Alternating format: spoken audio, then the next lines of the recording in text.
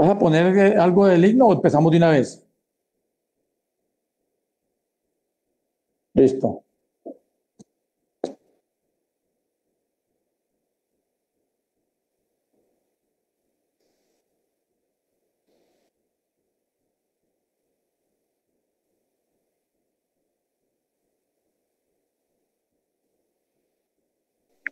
Ya se cargó.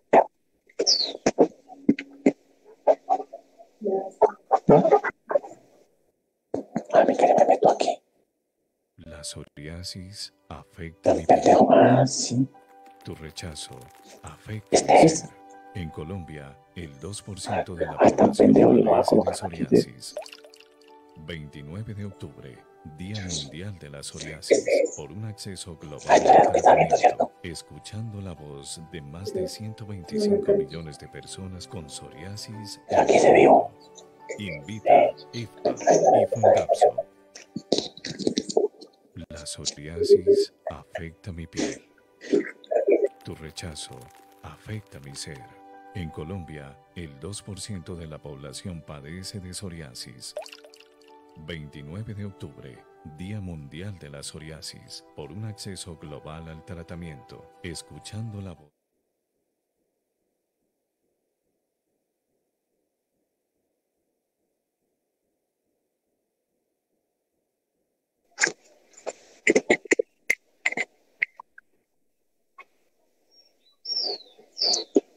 Ella tiene el micrófono apagado. Listo. Ok. Muy buenos días. Desde la dirección de Fundaxo, aquí en la ciudad de Cali, queremos darle los agradecimientos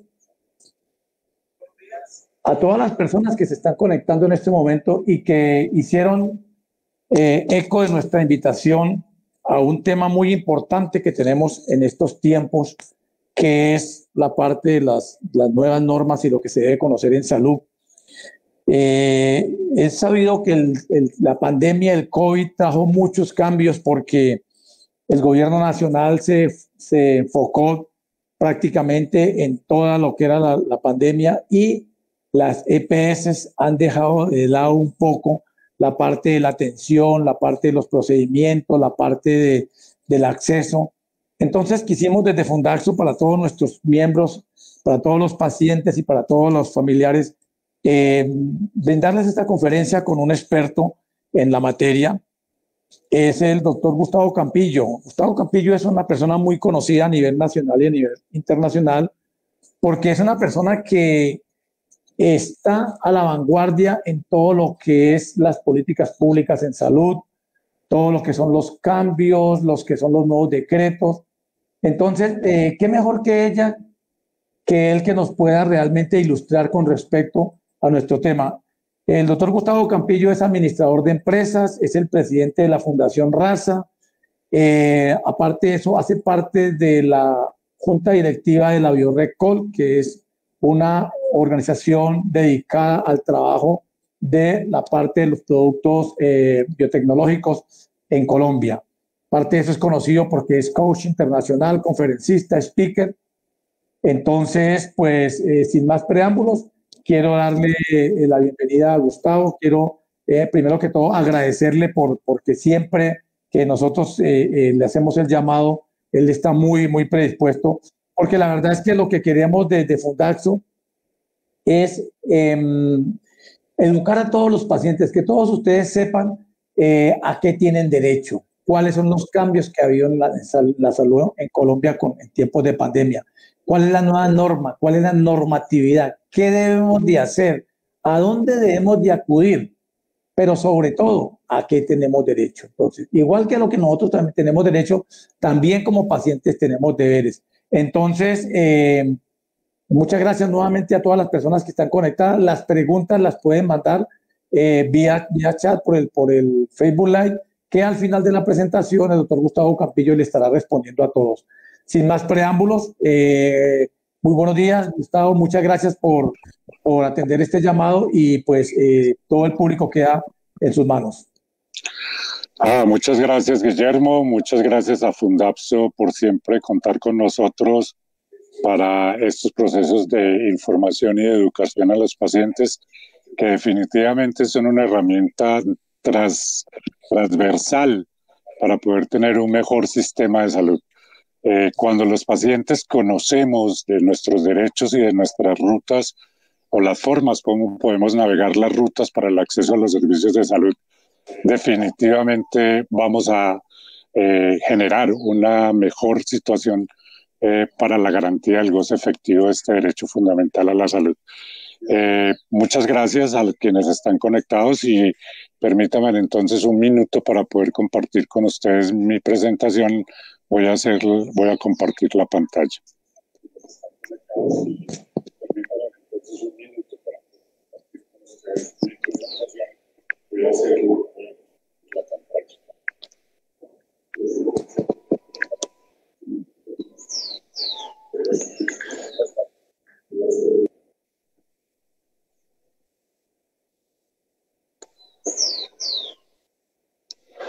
Bueno, la Fundación Red de Apoyo Social de Antioquia es una entidad sin ánimo de lucro que se constituyó en el año 2005 y que tiene como objeto social la protección de los derechos fundamentales de las personas en el sistema de salud, con énfasis en patologías crónicas o patologías de alto costo. Ya Guillo me hizo la introducción de mi presentación. Vamos a entrar entonces en materia. Vamos a hacer una revisión del contexto de la estructura del Sistema General de Seguridad Social en Salud, con la finalidad de poder entender cómo es que se compone el sistema y cómo opera, para poder también entonces entender algunas de las causas que generan dificultades a veces en la posibilidad de resolver estas situaciones o de resolver las barreras, y vamos a mirar algunos elementos de la jurisprudencia emitida por la Corte Constitucional y cómo se aplica eso en razón de la misma normatividad. Entonces, para poder entender cómo es un sistema de salud en Colombia o cómo es el sistema de salud en Colombia, tenemos que remitirnos a la primera línea, a la primera frase de la Constitución Nacional.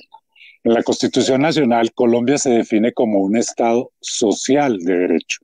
Nosotros tuvimos una Constitución desde el año de 1886 hasta 1991. Más de 100 años con esa Constitución. Esa Constitución definía al Estado colombiano como un Estado de derecho. A partir de 1991 nos definimos como un Estado social de derecho. Ese término social cambia toda la definición de la aplicabilidad del marco legal referido a los derechos fundamentales. En un Estado social de derecho, como lo veremos más adelante, prima el individuo incluso sobre aquellas mismas normas que le son contrarias. Hay un orden jerárquico en las normas y traigo esta diapositiva a colación porque el sistema de salud en su marco normativo es muy complejo. Son más de 8.000 normas que articulan la estructura del sistema y que entre ellas, en muchas ocasiones, son ambiguas o contrarias y generan la oportunidad de que cada uno de los actores la interpretemos de manera propia o a nuestro propio beneficio. Entonces, es muy importante entender que esa jerarquía de las normas establece cuál es el rango de norma superior que da lineamientos a la interpretación. Me explico, una norma de orden inferior, como las circulares o las resoluciones, no pueden ser nunca contrarias a normas de orden superior. Entonces, en ese ordenamiento jurídico, en esa jerarquía de las normas, en primera instancia está la Constitución Política de Colombia y a ella hay que también articularle los tratados internacionales que Colombia haya firmado y que hayan sido sancionados o tramitados y aprobados por el Congreso de la República. Entonces, la Constitución Política es la norma superior. De ahí se derivan las leyes. Y las leyes tienen tres naturalezas. La ley estatutaria, que es una ley de rango superior que modifica la Constitución Nacional. Las leyes orgánicas, que son aquellas que establecen las estructuras organizacionales de los sistemas del Estado. Y las leyes ordinarias, que son reglamentarias de leyes estatutarias o de leyes orgánicas. Los decretos ley, que son actos administrativos emitidos por la Presidencia de la República, tienen carácter de ley, pero de ley ordinaria.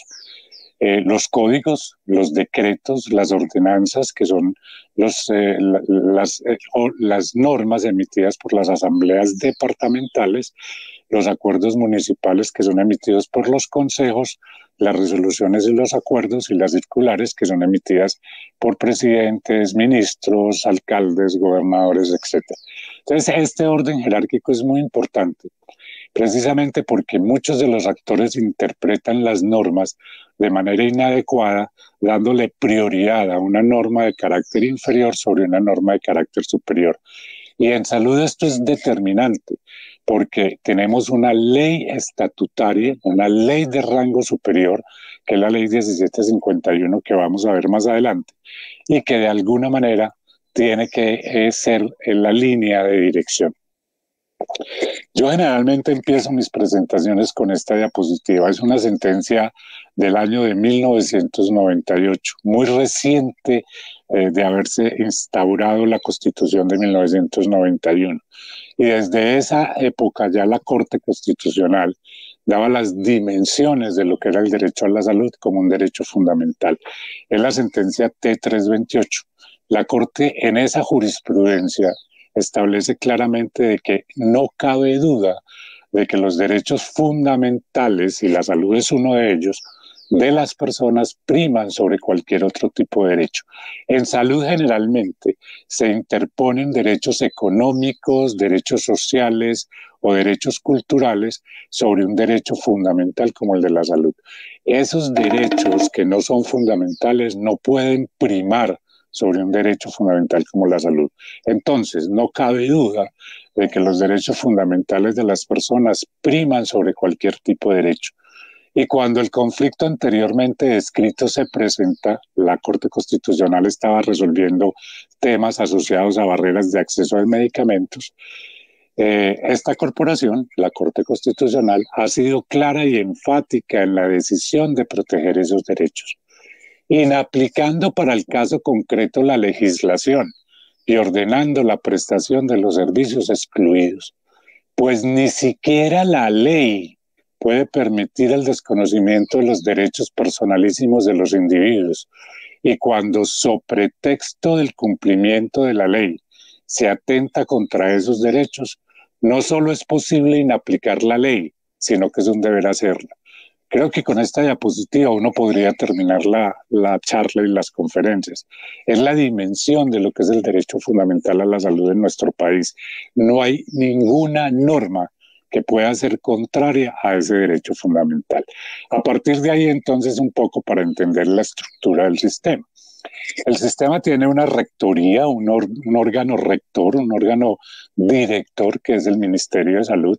Ese Ministerio de Salud obviamente no presta servicios de salud, los contrata a través de una intermediación, que son las aseguradoras, las EPS, las administradoras de un plan de beneficio, que conocemos como EPS.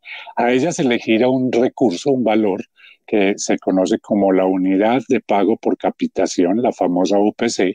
La UPC es ese valor que se le gira a cada una de esas entidades que prestan el servicio de aseguramiento por cada uno de los afiliados. Por cabeza, capitación, cápita es de cabeza. Cuando a uno lo decapitan, le cortan la cabeza. Entonces es el valor, la unidad, valor de pago que se hace por cada uno de los afiliados al sistema. Eso es lo que significa el término UPC. Esa UPC lo que hace es estimar un plan de beneficios, es decir, un listado de servicios y de tecnologías en salud que competen consultas médicas, medicamentos, exámenes de diagnóstico y ayudas diagnósticas, hospitalizaciones y algunos otros elementos que hacen parte pues de un plan de atención en salud que le da la garantía a todos los ciudadanos para acceder a esos servicios del derecho fundamental a la salud. Ese plan de beneficios tiene, digamos, una cobertura integral de acuerdo a la ley estatutaria. Nosotros tenemos acceso a los servicios en Colombia que se requieran que se requieran. Pero entonces esos servicios que se requieran, algunos están contenidos en ese listado que antes conocíamos como el Plan Obligatorio de Salud del POS, hoy ya lo conocemos es como el Plan de Atención en Salud. Ese listado que tiene un valor estándar por grupos poblacionales, que conocemos como la UPC, pues no contiene, no está en ese listado todos los servicios que las personas requieran. Entonces, el derecho es acceder a todo lo que se requiera, pero entonces hay un listado que no contiene todo lo que se requiera. Y eso significa que hay dos fuentes de financiación. Entonces, el listado se paga por UPC y lo que esté por fuera del listado se paga a través de un flujo de recursos que se llaman topes de recursos máximos de recobro, que se accede a ellos a través de prescripción por MIPRES. Es decir, hay un plan de beneficios que contiene unos servicios y hay un listado de servicios que no están en ese plan que se pagan por otra fuente de financiación. Esas EPS, esas administradoras de los planes de beneficio, tampoco prestan servicios de salud. Ellos solamente tienen la función de asegurar a la población y contratan una red de prestadores que conocemos como las instituciones prestadoras de salud, IPS, y esa red pues es red de clínica, red de consultas médicas, red de dispensador de medicamentos, red de laboratorios, etc. Esa red es lo que nosotros como usuarios, al fin de cuentas, es a quienes nos dirigimos para poder acceder al servicio de salud. Conclusión, hay una rectoría, esa rectoría contrata a unas administradoras de riesgo que son aseguradoras y esas aseguradoras contratan a unos prestadores de servicios de salud. Como verán en la gráfica, todo está determinado por el recurso financiero, o sea, por la condición económica. Ese recurso financiero es digamos, una de las grandes dinámicas que generan mayor cantidad de barreras de acceso, porque cada uno de estos actores pretende de alguna manera contener el gasto para poder lograr tener mejores rendimientos financieros o tener un mayor equilibrio financiero. Cada uno de estos actores hace presión sobre el otro. El ministerio hace presión sobre los aseguradores para las tarifas y los precios de los servicios. El asegurador hace presión sobre los prestadores para tener los mejores valores en los modelos de contrato. Y al final de todo esto, lo que se ve afectado o lo que se ve impactado son los pacientes o los usuarios del sistema. ¿Cómo es la estructura de aseguramiento en nuestro país? Hay tres regímenes, digamos, en general. Está el régimen contributivo, donde están afiliados los trabajadores dependientes, es decir, aquellos que tienen un contrato laboral con empresas pues, o con algún patrón. Los trabajadores independientes, que son aquellos que prestan servicios por su misma cuenta y son sus propios patrones, y los pensionados, que son los que hacen pues entonces parte de este régimen contributivo. Contributivo significa que tienen capacidad de aporte para el sistema de salud. Trabajadores independientes, trabajadores dependientes y pensionados. Y aquí hay una figura muy interesante que surge en el país, en Colombia, a partir de abril del año 2020, que es los activos por emergencia.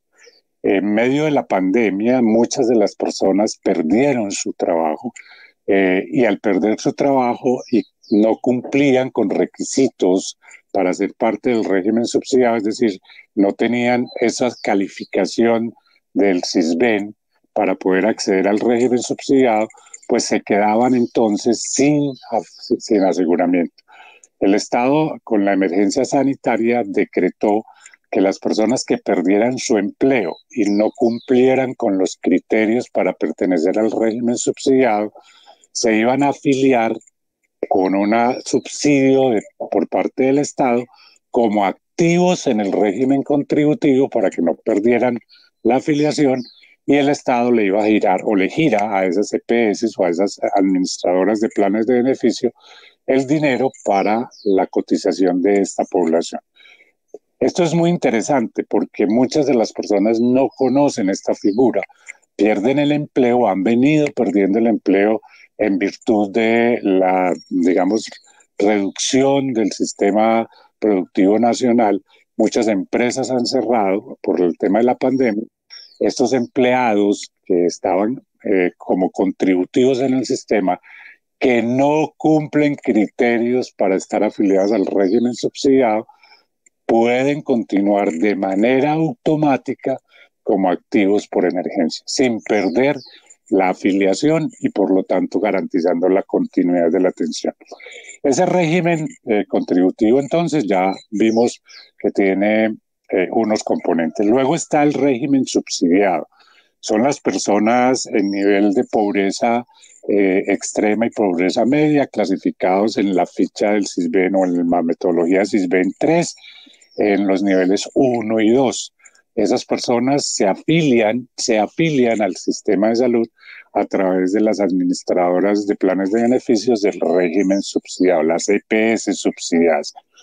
Estas personas, al igual que las del régimen contributivo, tienen derecho al mismo plan de beneficios. No hay diferenciación. Eso afortunadamente se logró modificar a partir del año 2012. A través de un acto legislativo que se originó por una sentencia de la Corte Constitucional que vamos a revisar ahora, que es la sentencia T-760 del año 2008.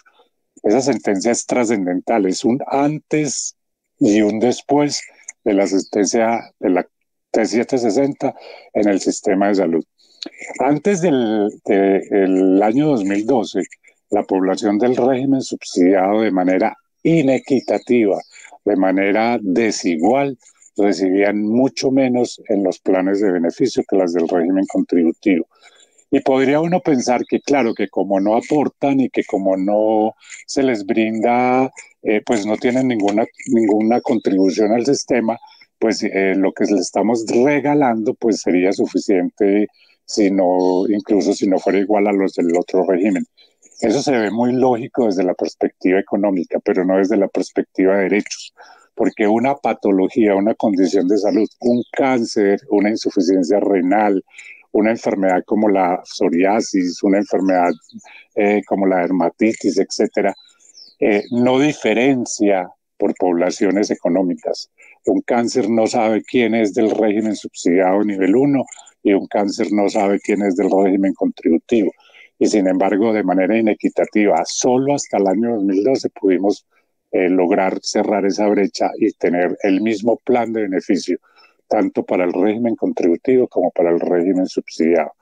Eso se debe precisamente a las presiones de la sociedad civil a través de los mecanismos de protección de derechos, al sistema de salud que logró esa unificación de los planes de beneficio.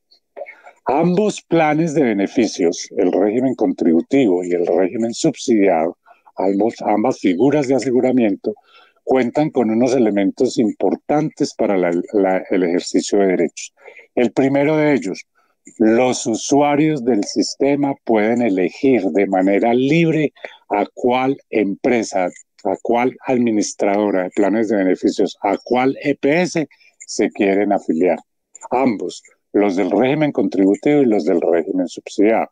Hago una salvedad, en algunas zonas del país, sobre todo en zonas dispersas, la Amazonía, la Orinoquía, la Guajira, por ejemplo, puede haber limitación de oferta de aseguradoras.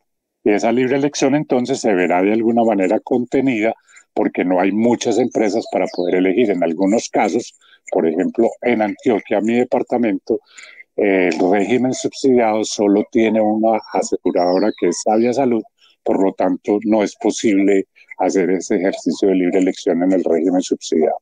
Pero en términos generales, en el régimen contributivo hay múltiples ofertas y cada uno de los usuarios tiene la posibilidad de elegir. Y esto es muy importante, porque a estas alturas uno todavía no entiende cómo hay personas afiliadas a EPS que tienen mala calificación de la Superintendencia Nacional de Salud, que saben que tienen unos indicadores muy negativos para la garantía del goce efectivo del derecho, que son las que más nivel de tutela se interponen contra ellas porque precisamente niegan los servicios de manera reiterativa, y todavía hay usuarios que siguen estando afiliados a esas EPS. Uno de los elementos determinantes del sistema de salud es la participación ciudadana. Y un elemento muy importante de la participación ciudadana es que tengamos criterios para la selección de aseguradores con base en la calidad de la prestación de los servicios. Y yo me puedo trasladar de manera inmediata a otro prestador que realmente me garantice la atención, y es absolutamente fácil, rápido, ágil, a través de una herramienta que tiene el Ministerio de Salud colombiano, que es la plataforma Mi Seguridad Social, miseguridadsocial.org, perdón, .gov.co, miseguridadsocial.gov, con B pequeña.co, ingreso ahí, hago el registro, me envían una clave a mi correo electrónico, ingreso con la clave y hago el traslado, y ese traslado se hace efectivo al primer día siguiente, al primer día del mes hábil siguiente, si lo hago en los primeros 5 días del mes, o al primer día hábil del mes subsiguiente, si lo hago después de los primeros 5 días del mes. Pero no tengo que hacer trámites de papeles ni de nada. Ingreso a la plataforma miseguridadsocial.gov.co y hago el traslado de EPS. ¿Cuándo lo puedo hacer? Pues cuando llevo más de un año de afiliado a esa EPS, o cuando fui trasladado de manera obligatoria por la Superintendencia Nacional de Salud al haber liquidado la EPS donde yo estaba. Ha sucedido con Medimás, ha sucedido con algunas zonas en Comeo, o con Comeo en algunas zonas, etcétera. Y eso lo tengo que hacer después de 90 días de haber sido trasladado de manera forzosa, de manera obligada. Y el otro es a partir de un año. Y el otro es cuando yo quiera, si hay mala calidad de la prestación del servicio. Entonces, en esa medida, es muy importante que los usuarios, entendamos que tenemos en nuestras manos el poder de generar criterios de calidad a través del ejercicio de la libre elección. Esas EPS que no funcionan, si no tienen afiliados, van a tener que cerrarse. Por sustracción de materia tendrán que cerrarse. Bueno, ese es el tema de la libre elección. Tenemos el tema del traslado. Yo me puedo trasladar entonces de una EPS a otra EPS cuando quiera, ya lo expresamos, a través de la plataforma de Mi Seguridad Social. Lo hago desde mi casa sin tener que salir a ninguna parte, sin tener que llevar ningún papel, sin tener que esperar a nada. Hay otro elemento que es la movilidad. La movilidad es cuando yo estoy en el régimen contributivo, venía aportando como trabajador, pero perdí mi trabajo y no tengo capacidad de seguir aportando, y hago parte de ese grupo clasificado en el nivel 1 o 2 del CISBEN. Me paso a esa misma EPS, estoy en Sura, en Sanitas, en la nueva EPS, y perdí mi trabajo, me paso a esa misma EPS, pero al régimen subsidiado. Antes de que del año 2012, las personas que perdían el trabajo perdían también la EPS y tenían que pasarse a otra EPS.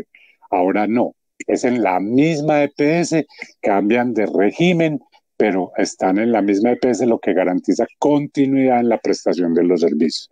Estoy en Sura, en Sanitas o en la nueva EPS, perdí mi trabajo, yo sigo en Sura, en Sanitas o en la nueva EPS, pero ya en el régimen subsidiado. Esa es la movilidad. Es automática, simplemente hay que informarle a la EPS a través del correo electrónico o a través de la plataforma de la EPS que ya no puedo seguir cotizando, que cumplo criterios de nivel 1 y 2 del CISBEN para que de manera automática me haga el traslado al régimen subsidiado. Y el otro elemento es el elemento de la portabilidad. La portabilidad es cuando yo vivo en una ciudad y por alguna razón me tengo que desplazar a otra ciudad, trabajo o cualquier otra cosa, y me voy a permanecer en esa ciudad por un periodo relativamente mayor a 2 meses y siempre inferior a 1 año, y solicito a la EPS donde estoy afiliado que me establezca un hospital o una clínica, una IPS que me preste los servicios donde voy a vivir. Esa portabilidad es como que yo me llevo, porto mi aseguramiento a la ciudad donde me estoy desplazando. Esa portabilidad también se hace a través de Internet. Todas las EPS tienen en su página un enlace para solicitar la portabilidad. Se demora no más de 2 días en ser aceptada y es la facilidad de que las personas puedan movilizarse de un lugar a otro en el país. En el régimen subsidiado, a la fecha tenemos una transición hacia un modelo nuevo de evaluación de los criterios de pobreza que se conoce como la modalidad del SISBEN 4 o la metodología de SISBEN 4. En este momento confluyen, están de manera simultánea, la metodología del SISBEN 3 y la metodología del SISBEN 4. Estamos haciendo transición hacia el SISBEN 4. En el SISBEN 3 se medían los criterios de pobreza y los criterios de entorno de pobreza. Y eso dio lugar a mucha falsificación en algunas fichas para el aseguramiento, las encuestas de aseguramiento del régimen subsidiado. Personas que cuando llegaba el encuestador escondían el televisor, la lavadora, etcétera. Ese tipo de cosas desvirtuó la naturaleza solidaria de la ficha del SISBEN y generó, pues, digamos, niveles altos de falsificación de aseguramientos, de coberturas del SISBEN, y por lo tanto se generó una nueva metodología que es la metodología 4. En esta metodología 4 hay un elemento muy interesante que hay que estar muy alertos como usuarios, sobre todo de poblaciones afiliadas al SISBEN o afiliadas a través del SISBEN. En estas poblaciones, posiblemente algunas de ellas vayan a quedar clasificadas en la nivel C, porque ya no va a ser por números, no es 1, 2, 3 y 4, no, es A, B, C y D, la nueva clasificación. Las personas que estén en los rangos más altos del nivel B y en el rango de la C van a tener que hacer un aporte que se llama la compensación o la contribución solidaria al sistema. Ese aporte va a ser entre el 1 y el 15% del valor de la UPC, de ese pago que se hace por cada uno de los afiliados al régimen subsidiado. Entonces, sé que es muy confuso, pero lo voy a resumir. Va a haber un cambio, ese cambio en la clasificación del SISBEN puede llevar a que algunas personas tengan que hacer aporte de contribución solidaria entre el 1 y el 15% sobre el valor de la UPC del régimen subsidiado, pero con un agravante, que estas poblaciones también tienen que hacer aporte de copagos o de cuotas de recuperación a la prestación de servicios, que oscilan entre el 10 y el 30%. O sea que además de la cuota de copago o de cuota de recuperación, van a tener que hacer un aporte solidario y esto pudiera ser una gran barrera de acceso para muchas de las poblaciones que se encuentran en esa sánduche que no son ni tan ricos ni tan pobres y que a la final sí son algunas de las poblaciones más vulnerables. Para patologías de alto costo, tener que pagar el 10% de un servicio que cuesta 3, 4 millones de pesos es algo así como pagar 400,000 pesos por cada vez que necesite la atención. Si fuera del 30%, pues ni se diga, 1.200.000 pesos. Esto, obviamente, si alguien tuviera la capacidad de pagar ese aporte, tendría la capacidad más bien de afiliarse como trabajador independiente. Ahí vamos a tener una dificultad, hay que estar muy atentos. El otro régimen es el régimen especial, son regímenes de unos grupos específicos de funcionarios del Estado que tienen digamos, algunas consideraciones adicionales a las del resto de la población. Está compuesto, entre otros, por los del magisterio, los maestros, la rama judicial, todo el tema de los jueces, Ecopetrol, etcétera, etcétera. Entonces, en conclusión, régimen contributivo subsidiado, ambos tienen el mismo plan de beneficio, hay unos elementos básicos para garantizar la calidad y la continuidad en el acceso como la libre elección, el traslado, la movilidad y la portabilidad. En el régimen subsidiado tenemos los riesgos generados con los aportes solidarios o la contribución solidaria y los copagos que muchas personas pudieran tener. Y el otro componente pues es el régimen especial. ¿Cómo funciona el sistema? Ya lo decíamos, las EPS, las aseguradoras, no prestan servicios de salud de manera directa, lo contratan con las IPS lo contratan con laboratorios, con personal de salud, con suministro de insumos. ¿Qué tenemos? Esto es lo que tenemos en los modelos de contratación y esto es lo que de alguna manera tenemos que entender porque es la naturaleza misma de la vulneración del derecho. Estos modelos de contratación son los que llevan a que las personas se vean afectadas en su continuidad, en su oportunidad para el acceso, etc. Existen 3 modelos básicos, se pueden consultar o hay un análisis de ellos en la Política Nacional de la Protección de Servicios, que es una publicación del Ministerio de Salud. Desde el año 2005 ya conocemos esta situación y no hemos podido resolverla. Y entonces define claramente que estos modelos de contratación en esencia son estos 3 primeros. La capitación, recordemos que capita es cabeza. La capitación entonces es cuando la IPS, ese prestador, esa clínica, ese hospital, atiende un número de personas preestablecidas con el asegurador, es decir, todas las personas que tengan diabetes, todas las personas que tengan necesidad del control de la presión arterial, etc. Y recibe por ese grupo de personas un pago periódico, y ojo, sin importar si se utilizan o no los servicios.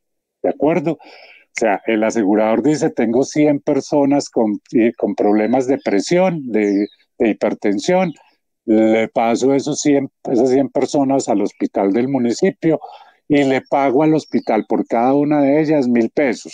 Por las 100 personas, entonces, 100,000 pesos. Si de las 100 personas no van sino 50, los otros 50,000 pesos se queda el hospital con él. Y esa es una forma, de alguna manera perversa, para incentivar la contención del gasto. Quiero hacer claridad que la capitación solo es posible hacerla para condiciones de salud de primer nivel de complejidad, control prenatal, control de la hipertensión, control de la diabetes, etc. Hay otra figura que es la de los servicios prestados o por eventos. Las aseguradoras cancelan a la IPS los servicios que ésta necesita realizar, considere realizar. Generalmente esta modalidad ya desapareció. Esto inicialmente fue el modelo de contratación básico a los inicios de la ley 100, cuando empezó el sistema de salud. Y esta modalidad solo permanece en la fecha para las atenciones de los accidentes de tránsito, para todos los servicios de atención en salud por accidentes de tránsito. El enfermo, la persona se accidenta, un servicio de ambulancia lo recoge, lo lleva a cualquier hospital y el hospital simplemente lo que hace es facturarle a la EPS. Aquí hay también cierta distorsión. Por eso hemos escuchado muchas veces el tema de que las ambulancias se pelean los heridos de accidentes de tránsito. Sí, porque las clínicas donde los atienden, pues facturan a los precios más altos del mercado en el sistema de salud, y además de ello ese pago es a menos de 90 días, generalmente a menos de 30 días, por lo tanto eso motiva a que pues se peleen de alguna manera los heridos de los accidentes de tránsito. La otra forma de contratación es la forma por paquete. Las aseguradoras y las IPS acuerdan la prestación de servicios de ciertas enfermedades. Entonces, todos los enfermos de cáncer, todos los enfermos renales o todos los enfermos cardíacos, con unos procedimientos estandarizados, que es el paquete. O sea, yo le presto 3 citas médicas, le entrego medicamentos, les hago 5 exámenes de sangre al año, 3 exámenes de muestras de orina al año, etcétera. Y esos son los procedimientos estandarizados que componen el paquete. Y la IPS no puede brindar servicios distintos a los pactados. Entonces el paquete contiene 3 citas médicas, pero el paciente necesita otra cita médica, no se lo dan. O el paciente necesita que le hagan una resonancia magnética y no estaba en el contrato, no se la hace. Este es un modelo muy complejo, así se ha venido prestando, o así se venía prestando los servicios de las patologías crónicas y de alto costo, con dificultades muy grandes en la competencia, porque los prestadores, las clínicas y los hospitales, por quedarse con el contrato, bajaban 10 pesos, 20 pesos, 30 pesos, y al final de cuentas, pues la calidad de la prestación de los servicios no era la más satisfactoria y se veían afectados, como siempre, los pacientes.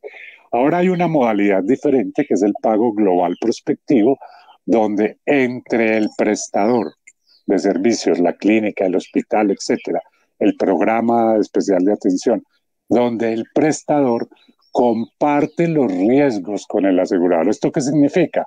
Que el prestador tiene que hacer gestión para evitar que el paciente se enferme más o progrese en la enfermedad o tenga enfermedades que pudieron haber sido prevenidas si se hubiera manejado de manera adecuada los protocolos de atención del paciente.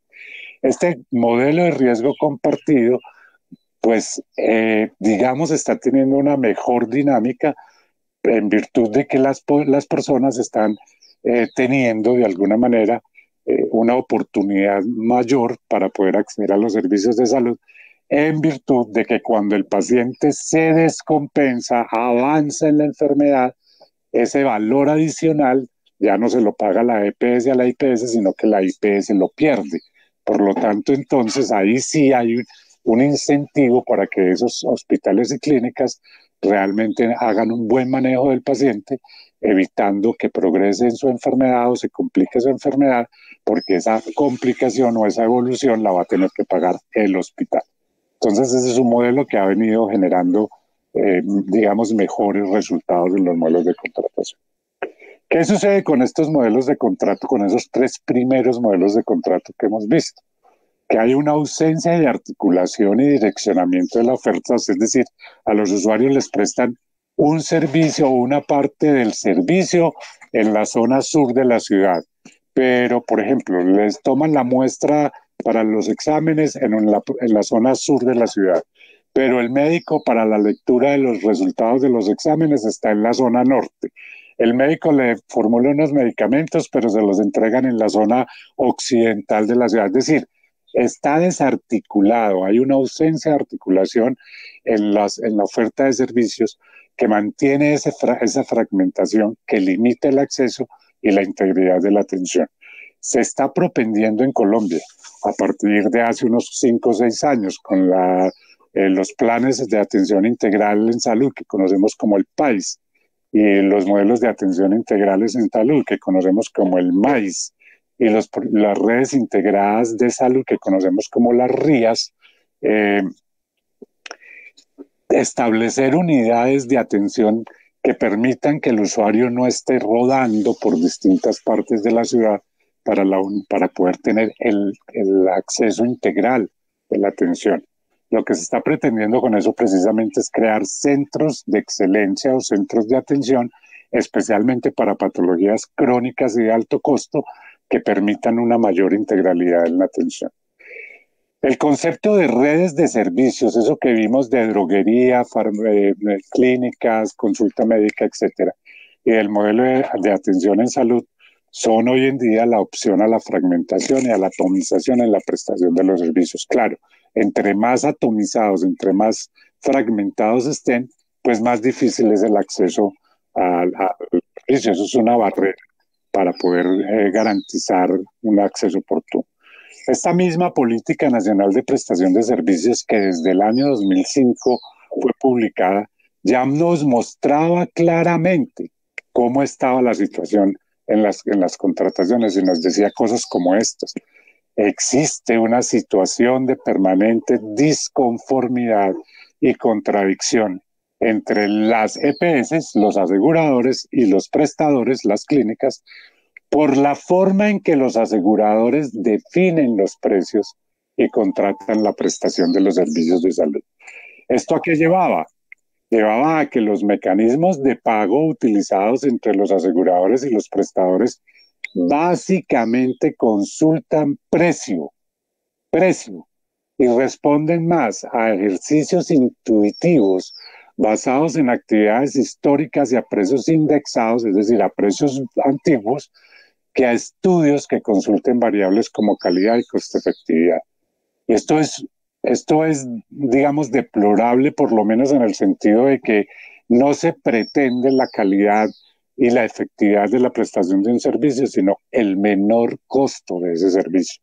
Hoy, 2021, todavía hay contratos por paquetes en el sistema de salud que se pagan a valores de las tarifas del Seguro Social del año 2000 menos el 30%. ¿Sí?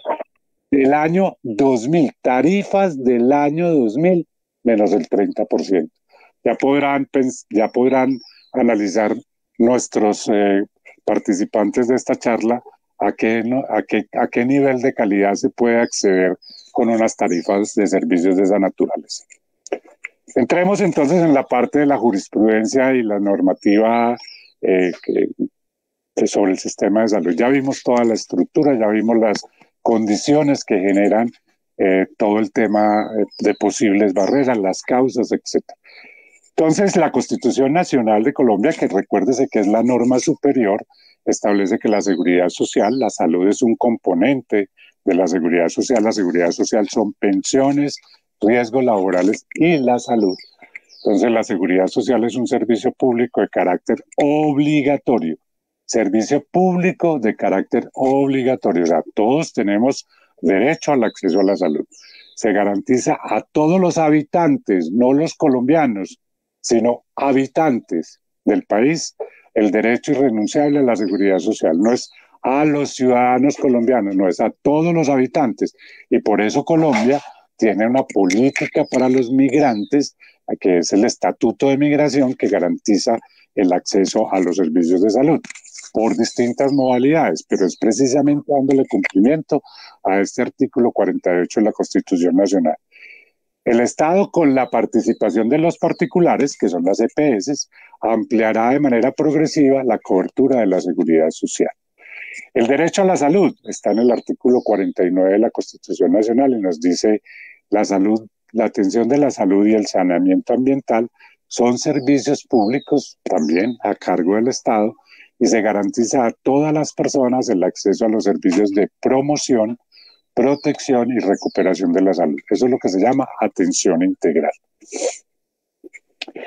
La sentencia T760 de la que hablábamos anteriormente, que es una sentencia que les recomiendo que tengan como documento de consulta, es un texto de 480 y algo de páginas de verdad muy interesantes. Obviamente la motivación no es a que se la lean toda, pero sí que la tengan como referencia. Habla de lo divino y lo humano en el sistema de salud, transporte, citas con médicos privados, los copagos, las cuotas moderadoras, etcétera, y resuelve siempre en cada uno de esos componentes la situación en beneficio de los usuarios. Esta sentencia establece entonces que los colombianos, los habitantes mejor, tenemos derecho a acceder a los servicios de salud que se requieran y que además de eso hay unos sujetos que son de especial protección constitucional. Los niños, las niñas, las mujeres en estado de gestación, las personas de la tercera edad, las personas con algún grado de discapacidad, las personas privadas de la libertad, los miembros de las Fuerzas Armadas, las personas en condición de desplazamiento o migración, las personas en condición de indigencia o habitantes de calle, los indígenas, las poblaciones gitanas, los roms, los afrodescendientes y los isleños también. Son los raizales, se llaman las personas de San Andrés y Providencia. ¿Por qué traigo a colación esto? Porque hay condiciones específicas asociadas a la vulnerabilidad de una condición de salud que hace necesario generar protección reforzada en esos pacientes. La sentencia T760 nos define entonces cómo se resuelve el problema jurídico. Dice, el derecho constitucional a la salud contempla por lo menos, el derecho a acceder a los servicios de salud que se requieran, servicios indispensables para conservar la salud, en especial aquellos que comprometen la vida digna y la integridad de la persona.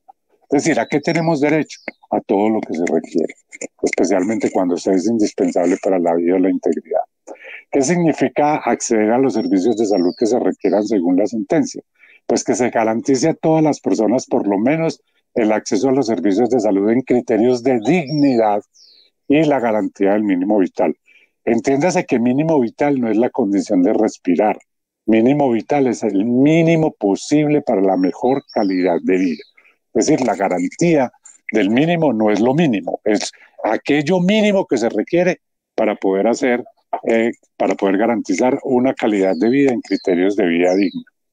Las EPS son responsables de cumplir con unas funciones indelegables asociadas al aseguramiento, que son la administración del riesgo financiero, es decir, cuidar los recursos del sistema, la gestión del riesgo en salud, que es cuidar la salud de sus afiliados, el acceso efectivo a los servicios de salud, la calidad de esos servicios y representar al afiliado ante las IPS. Como verán, en términos generales, ninguna de esas funciones se cumple a cabalidad. No hay una buena administración del riesgo financiero. Hemos visto desafortunadamente en muchos medios de comunicación cómo los recursos del sistema se pierden, se los roban. Hay carteles de una cosa, carteles de la otra. La gestión del riesgo en salud ya la están derivando a los prestadores. El acceso efectivo es una mentira, eso no es tan cierto. La calidad del servicio, pues ya todos la conocemos, y representar a los afiliados ante las IPS, pues por lo menos en mi caso particular nunca ha sucedido y creo que nunca sucederá. Lo que quiero decir con esa diapositiva es que en términos generales el papel es muy bonito, pero que la realidad es otra y que desafortunadamente como los usuarios no conocemos el marco normativo, pues nos vemos abocados o nos vemos en la situación de tener que soportar las condiciones dominantes de los aseguradores. Y por eso estos espacios que Fundapso hoy nos propicia o nos invita a generar conocimiento sobre la estructura del sistema y sobre el marco normativo, pues nos dan herramientas que nos permitan ser actores determinantes para la garantía del goce efectivo del derecho. ¿Qué dice la sentencia T760 en general? Dice que tenemos derecho a acceder a los servicios aunque no estén incluidos en el plan de beneficios, que se debe validar el acto de un médico aun cuando el profesional no esté adscrito a la EPS. Me explico. Mi EPS me dio la cita con el dermatólogo, perfecto, pero me la dio para el año 2025. Eso no es oportuno. Yo puedo ir a consultar por médico particular y esa consulta y ese acto del médico particular, la prescripción, la orden para los exámenes, etcétera, la EPS me lo tiene que validar. ¿Por qué? Porque la cita que él me dio no fue oportuna y yo tuve que recurrir de manera particular para poder tener un acceso oportuno a los servicios de salud que requería. Se tiene que validar, pero además de que se valida, me tiene que devolver el valor del pago que yo hice por la consulta particular. Es decir, me tiene que reembolsar el valor que yo pagué por la consulta particular. Esto de alguna manera es una herramienta para presionar los criterios de oportunidad.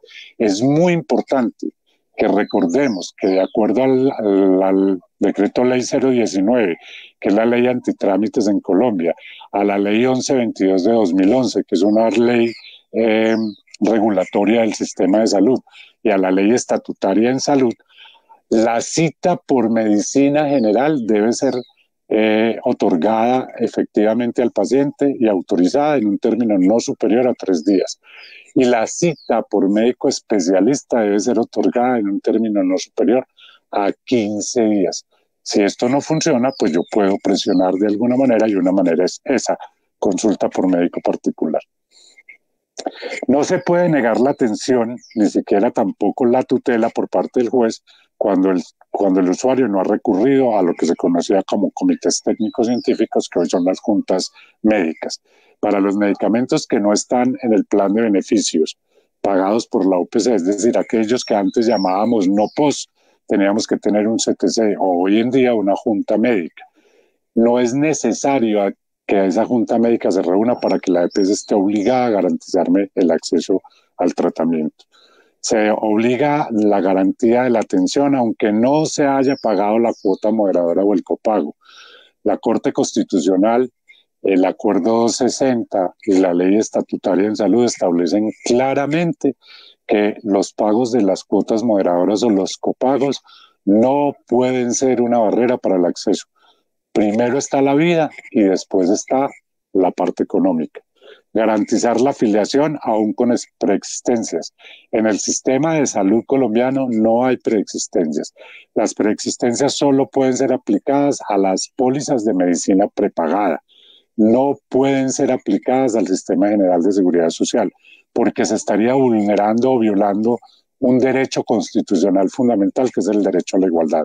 El sistema de salud es para hombres, mujeres, blancos, negros, ricos, pobres, enfermos y aliviados. No hay preexistencias en el sistema de salud.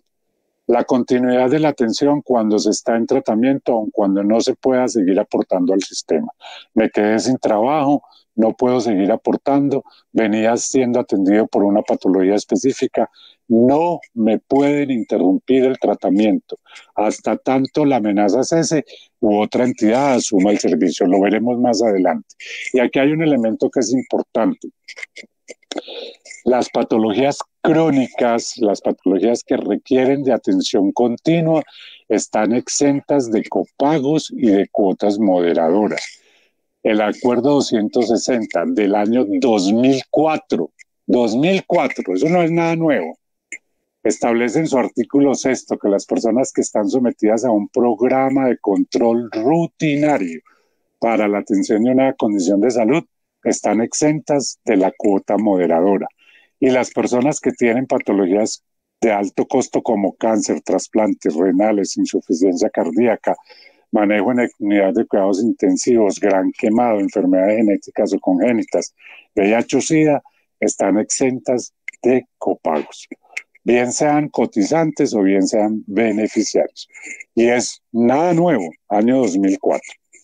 Vamos a la otra línea o la otra situación que se genera en virtud del acto médico, que el médico se siente cohibido para poder prescribir un medicamento o prescribir un procedimiento. Está la ley 1438 del año 2011, que también es una ley que modificó la estructura del sistema de salud. No tiene rango de estatutaria, pero es una ley muy importante.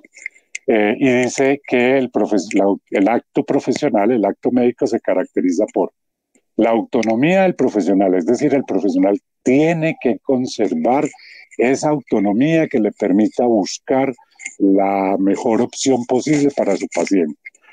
Se caracteriza por la relación entre el médico y el usuario o el profesional de la salud y el paciente, y que esta relación genera una obligación de medio basada en la competencia profesional.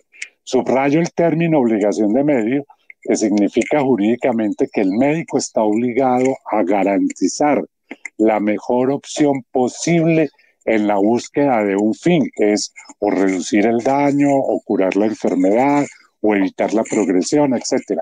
Pero está obligado a prescribir la mejor opción posible, ¿sí? Y eso es una obligación que de no hacerlo estaría incurriendo en delitos de naturaleza penal y en delitos de naturaleza civil. Penal, por los daños y los perjuicios que pudiera ocasionar por la muerte o la invalidez de una persona, etc. Y civil, la responsabilidad civil por los daños y perjuicios ocasionados a esas personas.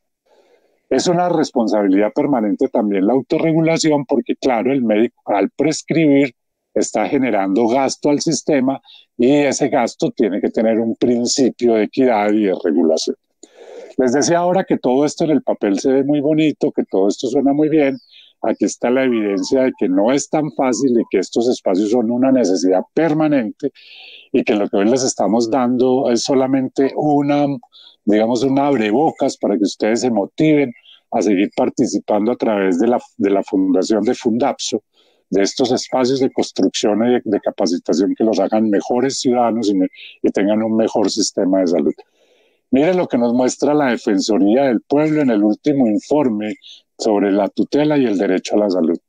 Dice la Defensoría, abro comillas, al observar los resultados del último año, las solicitudes por servicios post, es decir, por los servicios que ya están pagos, son del 70% prácticamente, y siendo este un indicador mayor en el régimen subsidiado del 75%, casi el 76%, que en el régimen contributivo. Es decir, que de todas las tutelas que se ponen en salud en el país, el 70% y el 75% de ellas son por servicios a los cuales ya hemos pagado y a los cuales tenemos derecho por esa unidad de pago por capitación. Con respecto al acto médico, el médico en la ley 23 de 1981, esta ley aún está vigente, está en un proceso de actualización, pero todavía no ha sido sancionada por el Congreso. Esta es la que está vigente y dice: el médico usará los métodos y medicamentos a su disposición o alcance mientras subsista la esperanza de aliviar o de curar la enfermedad. No son los que están en el POS, no son los que no están en el POS, son los que se necesiten mientras subsista la esperanza de aliviar o de curar la enfermedad. Y el médico no expondrá al paciente a riesgos injustificados.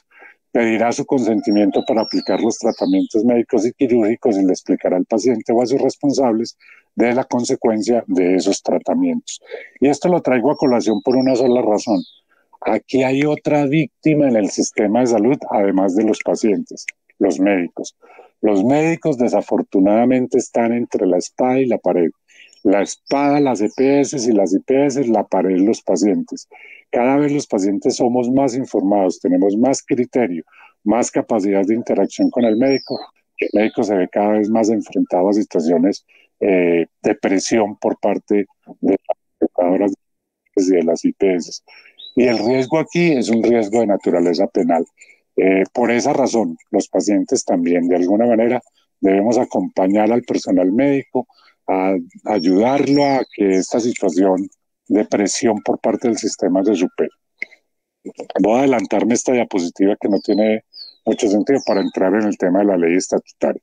Esta es la ley estatutaria, la ley 1751 de 2005, se origina en razón a la sentencia T760, la sentencia T760 define el derecho a la salud para toda la población como fundamental. Le dice al gobierno: usted tiene que emitir una ley que permita esa garantía de derechos a la salud como fundamental, y aparece la ley 1751. Recuerde que ley estatutaria es del más alto rango de niveles de normas en el sistema de salud.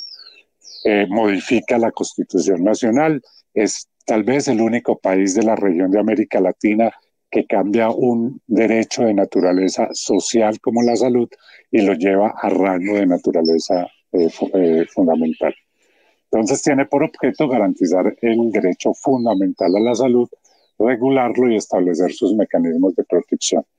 Hay algunos elementos interesantes, no vamos a revisar toda la norma obviamente, pero quiero que tengan en consideración el artículo 6, el literal B, que establece cuál es, pues en el artículo 6 están los elementos y los principios de este derecho fundamental. El literal B habla de un concepto jurídico que es el pro homine, es un término en latín que significa primero el hombre, pro homine, y dice claramente que todas las autoridades y los demás actores del sistema de salud adoptarán la interpretación de las normas vigentes que les sean más favorables a la protección del derecho fundamental a la salud de las personas. Veíamos allá al principio que el sistema de salud tiene más de 8.000 normas y que los actores la interpretan de la manera que más les convenga a cada uno. Pues no, ya la ley estatutaria dice: no es como le convenga a usted, es como le convenga a la persona. Si hay dos normas contrarias, usted tiene que aplicar la que más le convenga a la persona.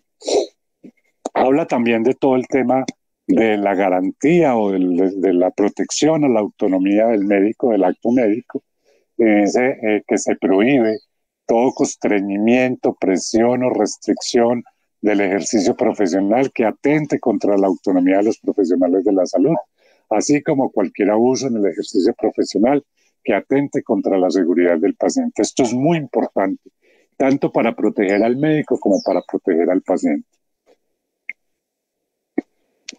Para terminar, 2 o 3 diapositivas más, retomando nuevamente la sentencia T760, el tema del transporte y la estadía, les quiero recordar que el transporte está incluido en el plan de beneficios cuando yo tengo que desplazarme desde mi lugar de residencia, de mi ciudad de residencia, a otra ciudad para poder acceder al transporte. Vivo, no sé, en Zipaquirá y tengo que irme a Bogotá, me tienen que pagar el transporte, si me tengo que quedar a dormir, el hospedaje y la alimentación por parte de la EPS para poder acceder a los servicios de salud.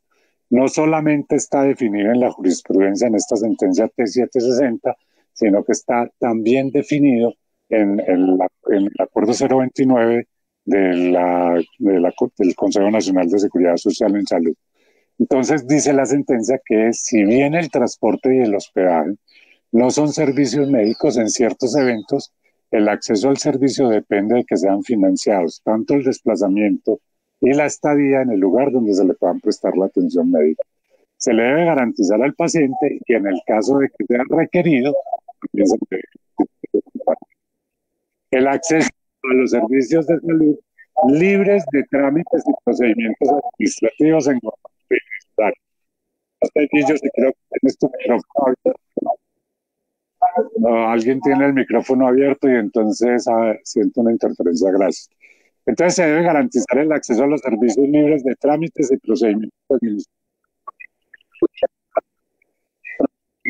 Ok, en procedimientos administrativos engorrosos e innecesarios. Los trámites de verificación y autorización de servicios no pueden ser trasladados al usuario. Ese tema de autorizaciones, de chulos, de sellos, de ir de un lado a otro buscando que me den la autorización, etcétera, eso no es legal. Los trámites de verificaciones y autorizaciones de servicios no pueden ser trasladados al usuario. Son responsabilidad exclusiva entre la IPS, la clínica, el hospital, etcétera, y la EPS correspondiente. Es un trámite al interior del sistema. Y todavía hoy vemos a los pacientes patinando, saliendo de un lado para otro buscando autorizaciones.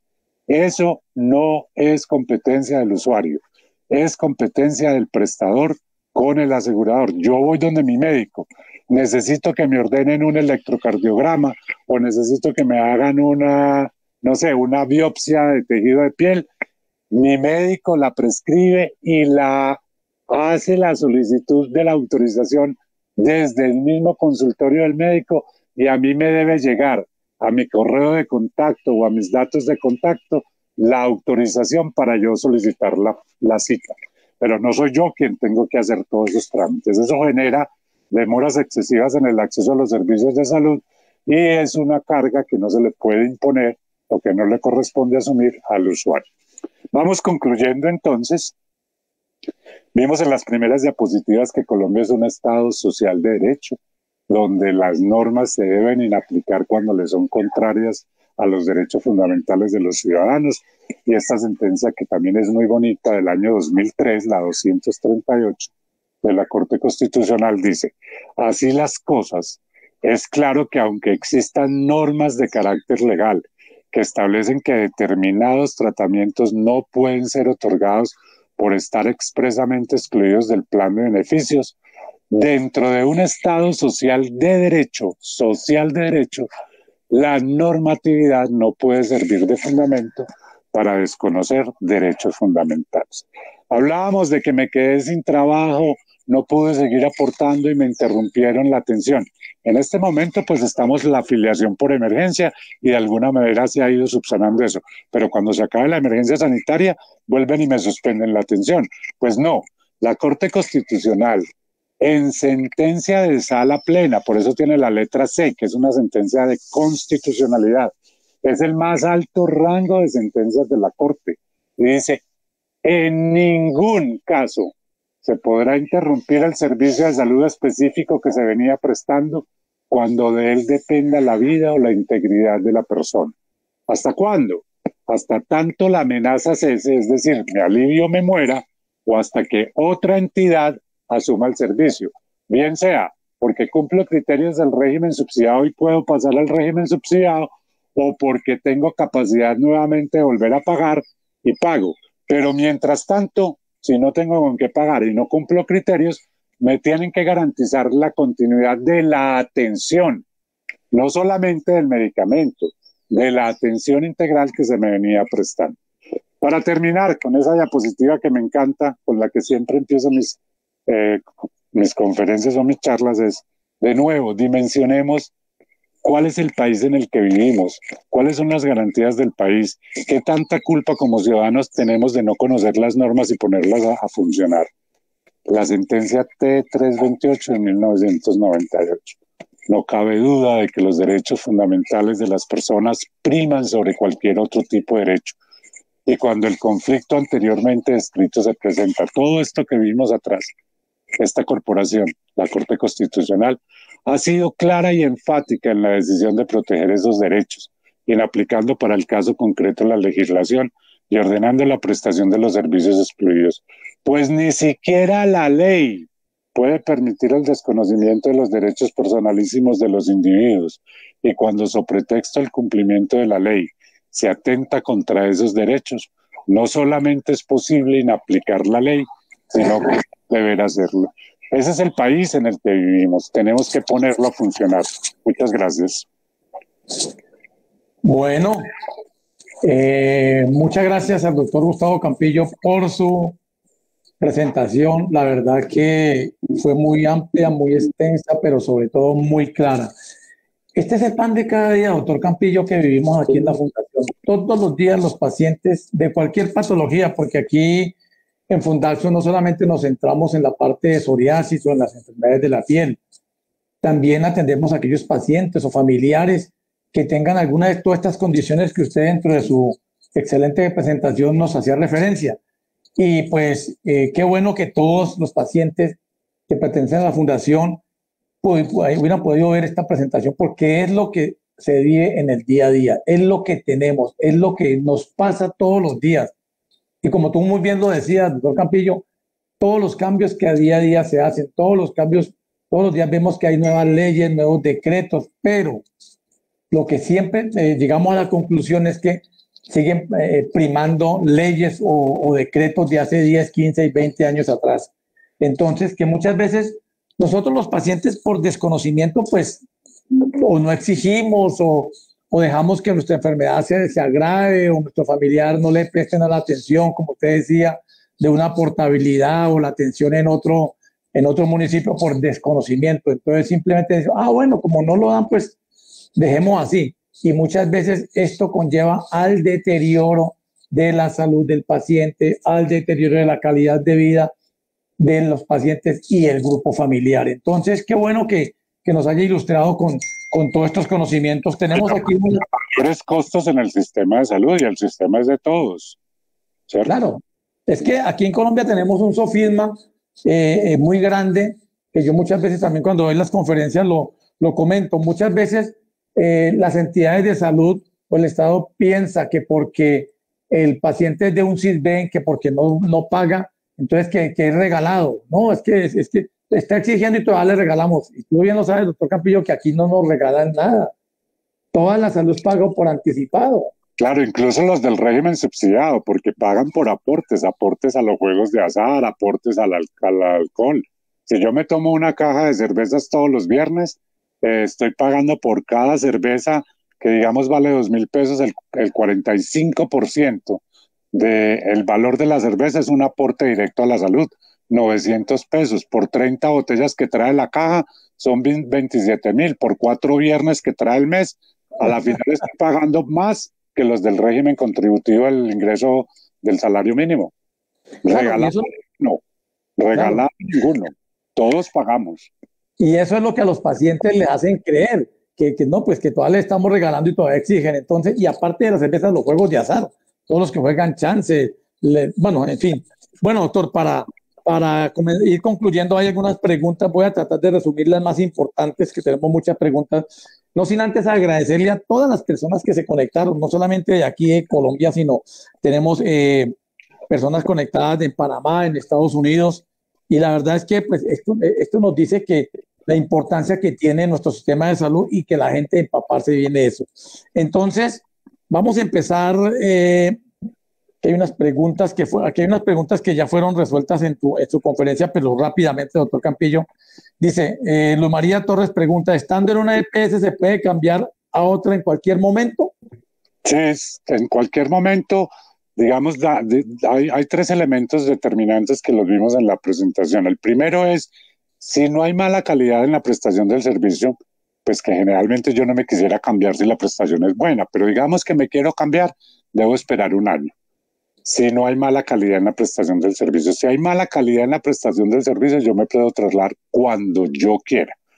Pero en Colombia, últimamente, la Superintendencia Nacional de Salud ha venido haciendo traslados forzosos. ¿Por qué? Porque en virtud de las malas EPS que se han visto sancionadas por la Superintendencia Nacional de Salud, con los cierres de esas EPS, como la de Quibdó, la de Barrios Unidos de Quibdó, Ambuc, la de Medimás en algunas zonas del país, por ejemplo en Antioquia ya no hay Medimás. Esos pacientes, la superintendencia o esos afiliados a esas EPS, la superintendencia los pasa a otras EPS y se llama traslado forzoso. Ellos tienen, los usuarios o los pacientes tienen 90 días y a partir de los 90 días pueden hacer el traslado cuando quieran. Recuérdense que es facilísimo a través de la plataforma de miseguridad.social.gov.co. Se demora 10 minutos haciendo el traslado. Bueno, ok. Aquí Carlos Arturo Carballo pregunta, ¿cómo se hace con la EPS régimen especial los traslados y si aplican? No aplican. En el régimen especial no aplican los traslados, desafortunadamente. Tienen unas grandes ventajas en comparación con el resto de la población a razón de tener mayores coberturas en el sistema de salud, pero tienen una gran desventaja y es que se ven sometidos a EPS de las cuales no se pueden salir, desafortunadamente. El magisterio, por ejemplo, tiene una de las EPS con mayor índice de quejas en el sistema de salud y no pueden ser trasladados. Ok. María Teresa Cataloquili pregunta, ¿qué pasa a los que tienen nivel 3 y 4 para la movilidad al régimen subsidiado? Situación preocupante, familias de enfermedades huérfanas, sus esposos quedaron sin empleo. Si son nivel 3 y 4 que no cumplen criterios del CISBEN, acuérdense que está la afiliación por emergencia, que es automática. En la IPS, donde le venían prestando los servicios de salud, hacen la afiliación por emergencia en razón de la pandemia. Pero ojo, esa afiliación por ahora en Colombia es hasta el 31 de mayo, que es la emergencia sanitaria. Seguramente la van a extender, pero lo que quiero decir con eso es que cuando se acabe la emergencia, se acabará la afiliación por emergencia. Cuando se acabe la emergencia, ya no habrá esa cobertura, pero no le pueden interrumpir el tratamiento. Hasta tanto no se afilie nuevamente, consiga trabajo, o hasta tanto se alivie o se muera. Pero no le pueden interrumpir el tratamiento. Y es muy importante que los usuarios, Guillermo, entiendan que cuando le interrumpen el tratamiento tenemos el mecanismo de la acción de tutela, que es un mecanismo que no es una pelea con nadie, es un mecanismo legal de Constitución Nacional para la protección de los derechos que están siendo vulnerados o amenazados. Yo puedo interponer una acción de tutela de manera oral, verbal, ¿sí? Un domingo a las 3 de la mañana ante un juez de garantías cuando mi situación se está viendo amenazada. La interrupción de tratamientos da lugar a interponer mecanismos tutelares de acciones de tutela como medida provisional para que el juez la falle el mismo día en que se interpone. ¿De acuerdo? O sea que es un mecanismo que Colombia, a diferencia de muchos otros países, o tal vez de todos los países, tiene como mecanismo y que no requiere de un abogado, que puede ser verbal o escrita y que lo consiste en simplemente narrarle al juez cuál considera que son sus derechos vulnerados, por qué razón están siendo vulnerados y cómo pretende que se los protejan y poner unos datos de contacto para poderle notificar el fallo. Eso es una acción de tutela. Ok, gracias, doctor Campillo. Aquí nuestro amigo Carlos Arturo Carballo, creo que es la continuidad de la pregunta. Lo que pasa es que él es el que hablaba que se hacen con la EPS en régimen especial y los traslados se aplican. Y él pregunta, ¿cómo quedan las personas con una enfermedad huérfana? Yo me imagino que será en ese mismo régimen especial. No, en el sistema de salud, Guillermo, porque a pesar de que el régimen especial tiene unas condiciones diferenciales, tienen también los mismos derechos y protección. Pues digamos, los derechos y las protecciones básicas del sistema de salud. Las enfermedades huérfanas poco frecuentes o raras en Colombia son condiciones que le dan lugar a la persona que la padece de una protección reforzada. Es decir, son sujetos de protección especial por parte del Estado. En razón de ello, a manera de ejemplo, en la ley estatutaria, en el artículo 15, que es el artículo de las exclusiones, define que no podrán accederse a servicios de salud que no tengan evidencia científica, que no se presten en el país, que sean experimentales, que sean cosméticos. Esas exclusiones, a manera de ejemplo, no aplican para las enfermedades huérfanas raras o poco frecuentes. Es decir, tienen unas mejores garantías y unas mayores protecciones. Claro, como son generalmente altamente más costosas que las demás condiciones de salud, van a encontrar muchas más barreras por el tema de los costos, pero las garantías en el derecho son mayores al del resto de la población. Listo, gracias. El señor Carlos Navas, que es un paciente de Fundaxo, ahora vive en la ciudad de Panamá, siempre está conectado. Pregunta, doctor Campillo, ¿es ignorancia de conocimiento la correcta aplicación de la ley o la falta de interés de aplicarla o la desidia de no aplicarlas? Es común ver cómo se violan los derechos de tantos ciudadanos en materia de salud, sin comentar otros ramos. Existen leyes, pero que no ocurre nada al reclamo de derechos. ¿Qué cree a juicio de usted que está sucediendo? Lo primero es que yo quisiera modificar el concepto de ignorancia por desconocimiento. Para mí el término de ignorancia es un poco más agresivo, tal vez violento. Desafortunadamente los ciudadanos no conocemos desconocimiento del marco normativo. En segunda instancia, la aplicabilidad de la ley sí funciona. Sí funciona. Cuando no funciona, pues se hace cumplir con los mecanismos legales. Es decir, las acciones de tutela funcionan. Hay EPS donde es mucho más complejo, pero entonces no se quede en una EPS donde no le prestan el servicio. Castíguelos trasladándose. De tal manera que todos los pacientes que se trasladan hacen que esa EPS se quede sin pacientes y no pueda seguir operando, no pueda seguir funcionando, ¿sí?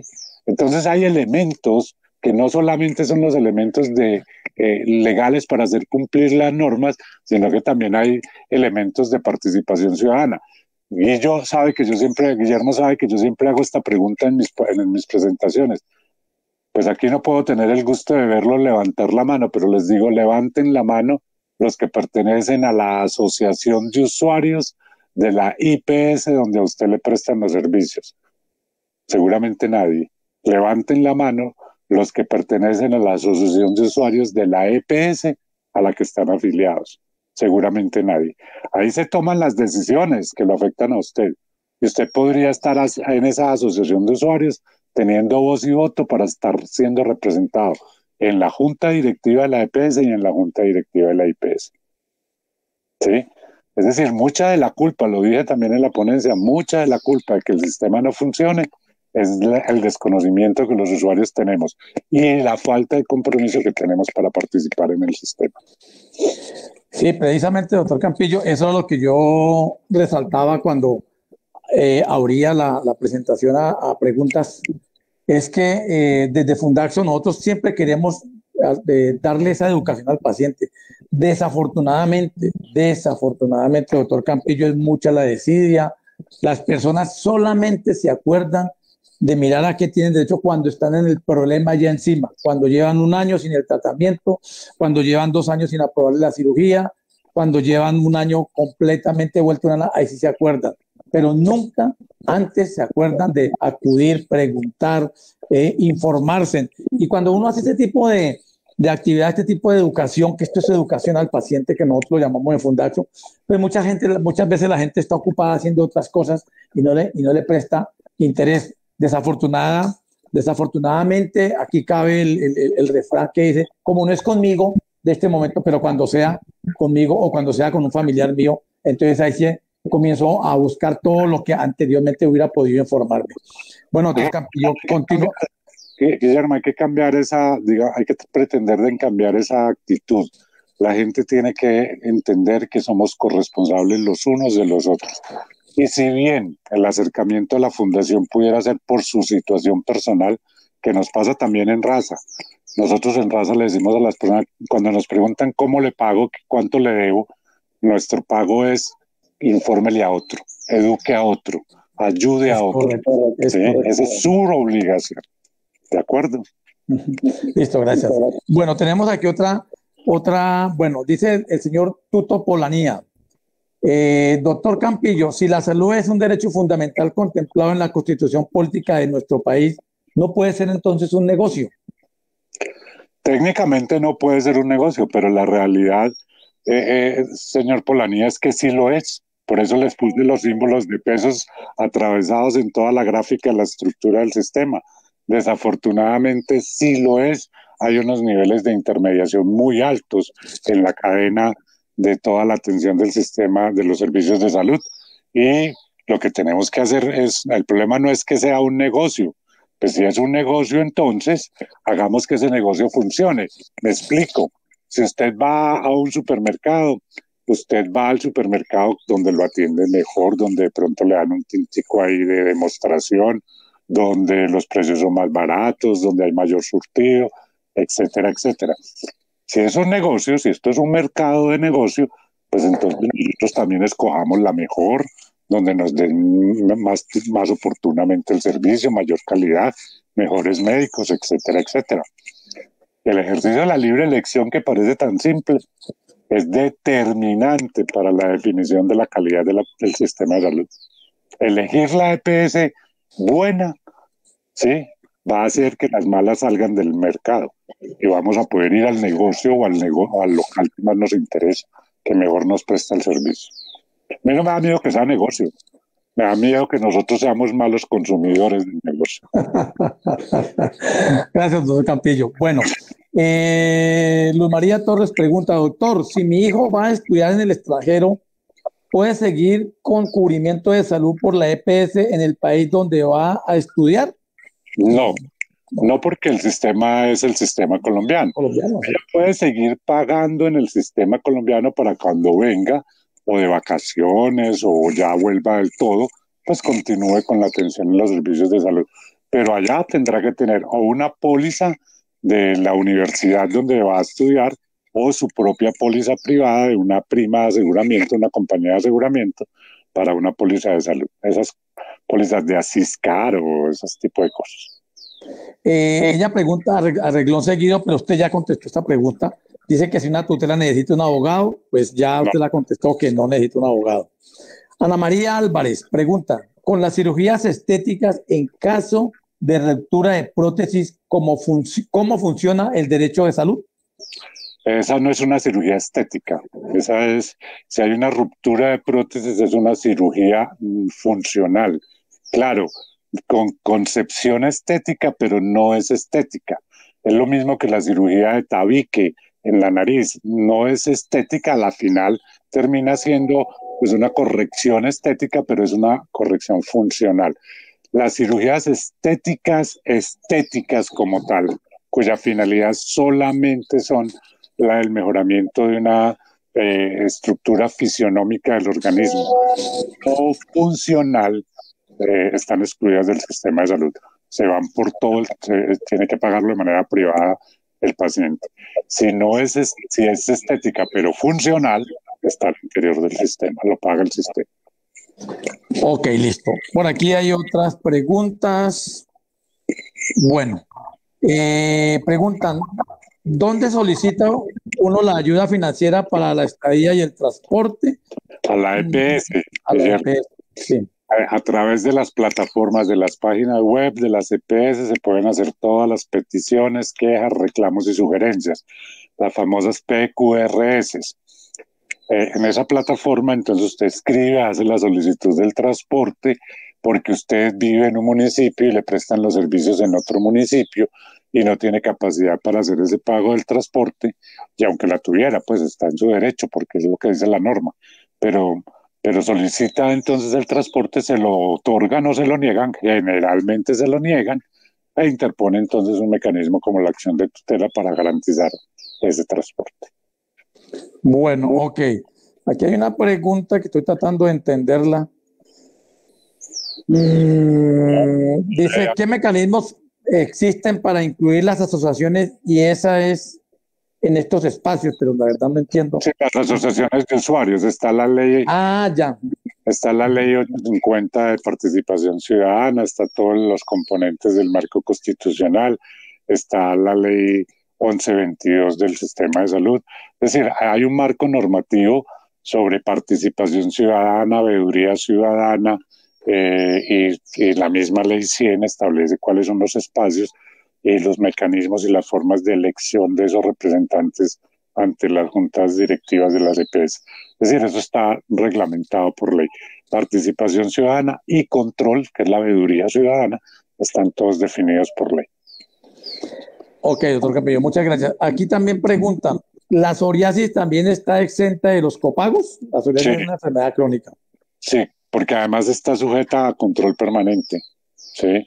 Entonces el acuerdo 60 del año 2004 en el artículo 6, les recuerdo, dice que quien esté sujeto a un programa de control rutinario, y la psoriasis hace parte de un programa de control rutinario, estará exenta de cuota moderadora y por ser una patología crónica también está exenta de copago. Bueno, y aquí resumo 3, 4 preguntas en una, en aras del tiempo que nos estamos pasando 6 minutos. Dice así: las personas de escasos recursos que no tienen acceso a internet, ¿tienen alguna oficina donde puedan hacer el trámite para cambiarse de EPS? Sí, claro, las oficinas de los entes territoriales, las alcaldías, en varias dependencias, en las personerías municipales, en las secretarías de bienestar social o desarrollo comunitario, en las secretarías de salud, o en su defecto alquilan un café, en un café internet de 1 hora de internet y acceden. Sí, no. Ok. O sea que con 1 hora tiene de sobra para hacer todo el trámite. Ok, listo. Bueno, doctor Campillo, pues la verdad es que estas son pues las preguntas más importantes en aras del tiempo, por respeto a usted, doctor Campillo, y por respeto también a nuestros personas que se conectaron. Estaba programado hasta las 11:30, nos hemos pasado 7 minutos. Una de las cosas que más se nos presenta aquí en la Fundación con respecto a su conferencia de hoy es la parte de si me puedo cambiar de EPS, ¿cómo debo de hacer cuando veo vulnerados mis derechos en la parte de medicamentos de alto costo? Y sobre todo, algo muy común que se nos presenta es, Guillermo Gutiérrez vive en Cali y la EPS Pepito Pérez me está atendiendo acá y me está atendiendo mi medicamento con un medicamento de alto costo, pero me trasladan para Quibdó, que es el Chocó, que es una región de Colombia, pues muy en la costa pacífica. Pero resulta que mi EPS Pepito Pérez no tiene ningún prestador ni cubrimiento en Quibdó, pero a mí me trasladan a trabajar allá. ¿Qué debo de hacer yo o qué debe hacer el paciente ante ese cosa para exigir que su EPS, porque la EPS le dice, listo, yo le apruebo a Guillermo Gutiérrez en Cali y allá le entrego su medicamento para que se lo apliquen, pero es que para yo venirme de Quito tengo que venirme 12 horas en carro o tomar un avión que ahora no se puede tomar. Ante esa situación, ¿qué podemos hacer los pacientes? Lo primero es verificar que en Quibdó no haya un prestador de servicios con la capacidad resolutiva del nivel de complejidad que se requiere para la aplicación del medicamento. Si lo hay, la EPS lo tiene que contratar. ¿Para ese paciente solo? Sí, para ese paciente solo lo tiene que contratar. Si no la hay, entonces puede que lo más cercano no sea Cali, puede que lo más cercano sea Medellín, o puede que lo más cercano sea, no sé, Apartadó. Estoy especulando. Y entonces le debe garantizar esa atención en el lugar que le sea más cercano al paciente.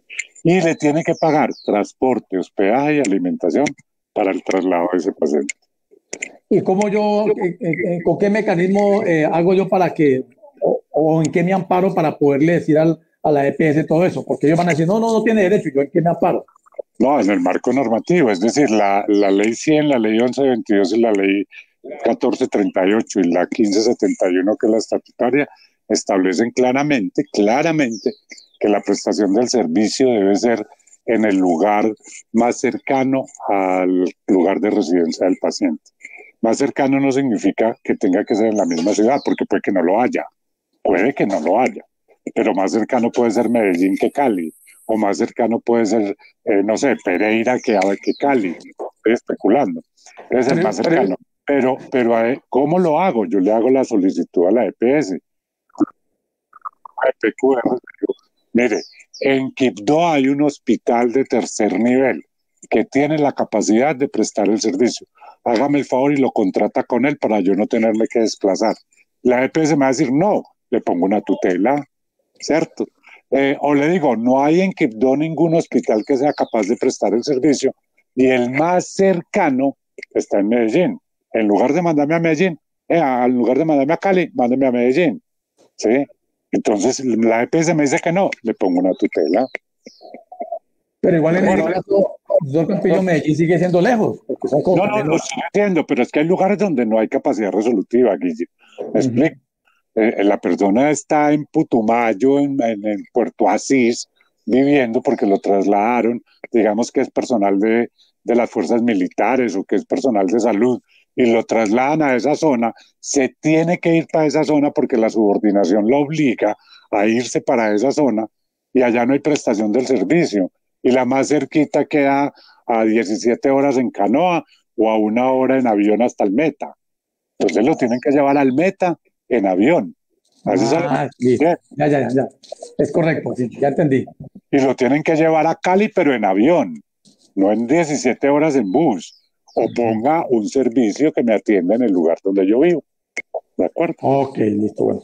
Listo, doctor Campillo. Entonces yo creo que ya para cerrar este conversatorio y esta charla muy buena, no, pues en un minuto, doctor Campillo, así como dice nuestro amigo y colega Denis, en un minuto, 3 recomendaciones finales para todas nuestras personas que están conectadas en este momento.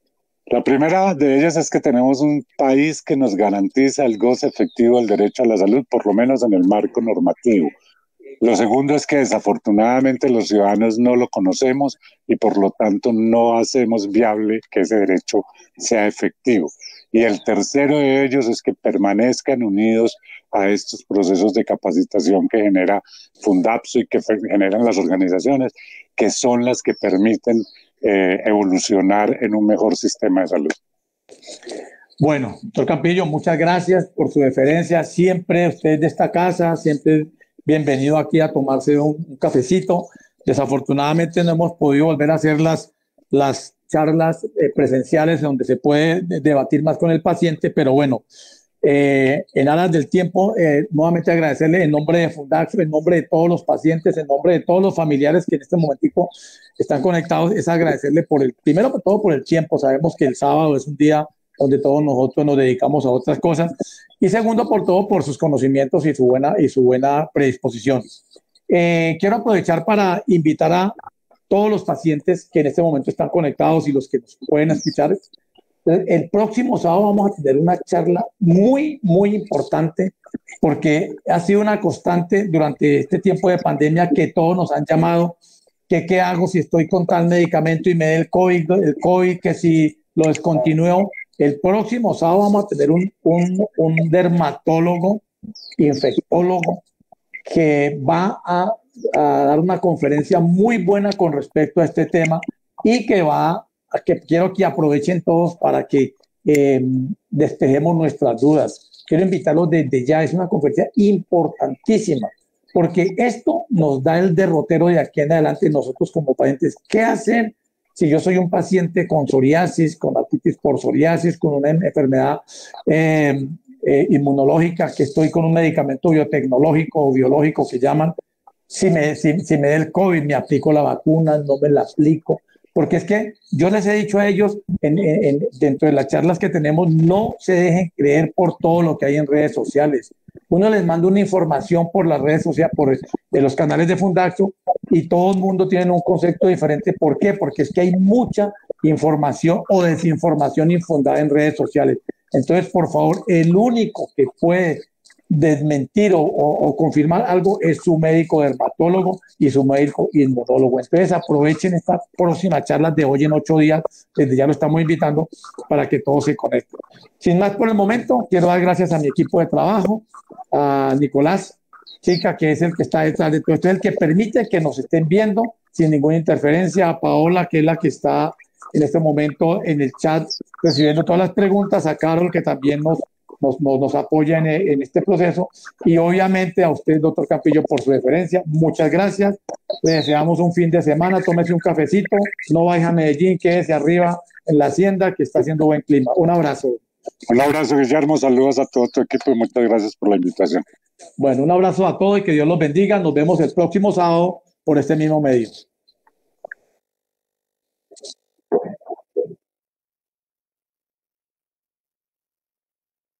La psoriasis afecta mi piel. Tu rechazo afecta mi ser. En Colombia, el 2% de la población padece de psoriasis.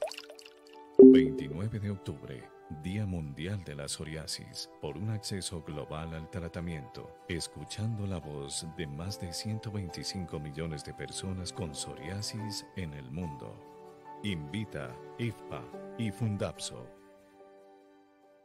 La psoriasis afecta mi piel. Tu rechazo afecta mi ser. En Colombia, el 2% de la población padece de psoriasis. 29 de octubre, Día Mundial de la Psoriasis, por un acceso global al tratamiento, escuchando la voz de más de 125 millones de personas con psoriasis en el mundo. Invita